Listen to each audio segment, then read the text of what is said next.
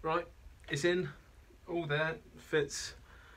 Fortunately for you guys, you didn't have to wait, but it took over a month after sending the original printer back to get this one. That was back in January time, and it wasn't Creality's fault because they were dealing with what we now know quite well as the coronavirus. So I'll show you a couple of things about the printer and tell you what I like and dislike about it. So let's turn it on. Right, as you can see probably from the mess, I've been using it a little bit. There's a nice on tune. Sounds a little bit like an old telephone, for example. Manual. So you can set manual temperature. Touchscreen, unlike the older versions. So it's good for that. I'll show you the 16-point leveling now.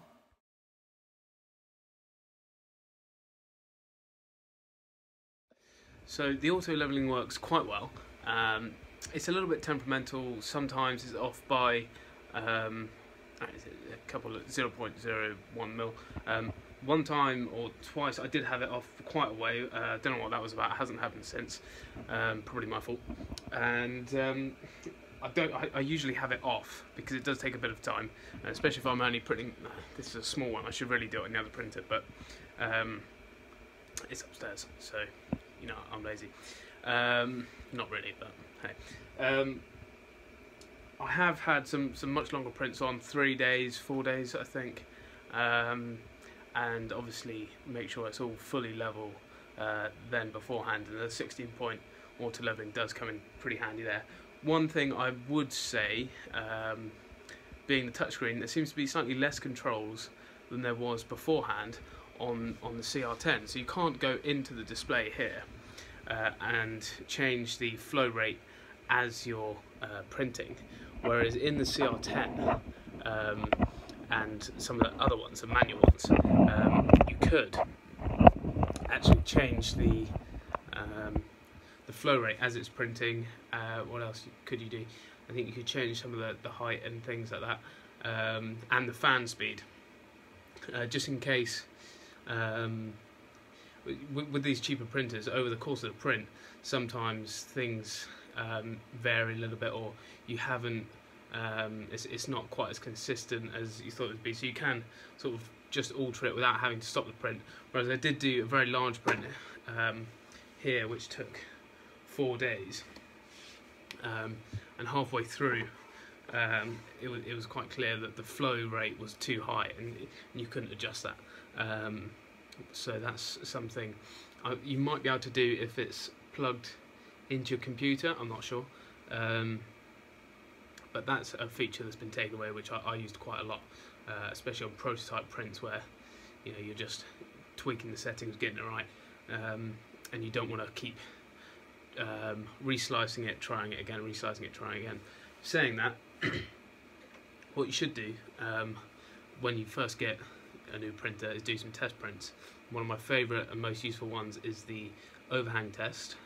That's because with a larger overhang you can use less support, and less support means shorter build times and often cleaner prints, or less cleanup, and also in internal parts where you can't reach the support. Say if you've got an overhang of 60 degrees, then you might think you need support, but actually if you've got your settings dialed in, you won't need it, and then you don't need any of that cleanup internally, and you can now print structures which might not have been possible. So this is this one here. You can see there's a little bit of stringing actually in between, which I solved afterwards, but that goes all the way up to 85 degrees, and then you can see it does start sagging around this point here when you're looking 65 degrees. And if I measure it with the calipers, that's out of interest, it's quite useful.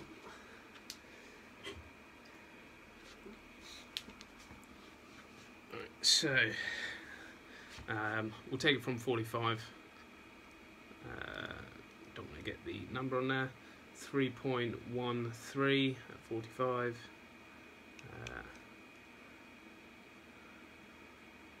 Where are we at? We're at 50.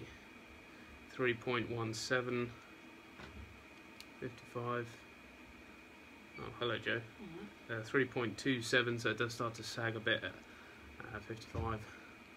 60, 3.28, 65, 3.28,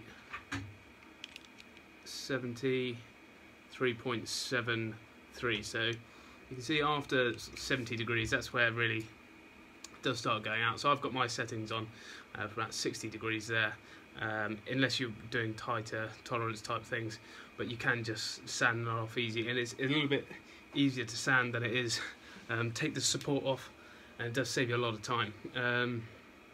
But obviously this varies print to print, so it does depend on what you're printing there. So other thoughts on CR10 is filament run out sensor. It's a bit tricky sometimes to get the filament in, but that's very handy. I've used it already. Yeah, when you run out of filament, it just the head moves to the side, pauses, and waits for you to change it. Apparently it's got a cutout thing for power. I haven't needed to use that just yet. Much better extrusion system than the original. So yeah, that's all good. This bed here, I think it was supposed to be an easy release bed, but it's far from it. It's good for the print. The prints don't fall off it very much, but if you have a large flat area, I suggest using a raft or something similar, because getting the print off of that is very hard. A trick I found is to actually heat the bed up. You can heat it up pretty high. I'm not sure what the max is, but I got up to about 80 degrees there. 110 is the max. If you heat that up to 80, then the print does come off, but obviously be wary that you can actually deform your print when it's warm permanently, so be careful of that, but it does help if you've got something really stuck on there.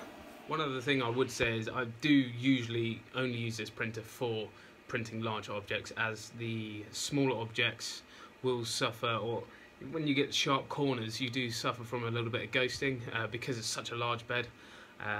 So yeah, you can print smaller things, you just print it slightly slower, but you won't notice such tight corners as you would with a smaller printer, or at least that seems to be my experience. So that's a couple of quick thoughts on the CR10. I like it as a printer. There's a few things I think I'd add that are missing. The heat bed heats up really fast, that's a good point. So there's no waiting around before printing, which is great. And if you want to know anything else about this printer or the CR10, the standard CR10, this is CR10 Max, then let me know and I'll see if I can answer anything. Cheers, bye.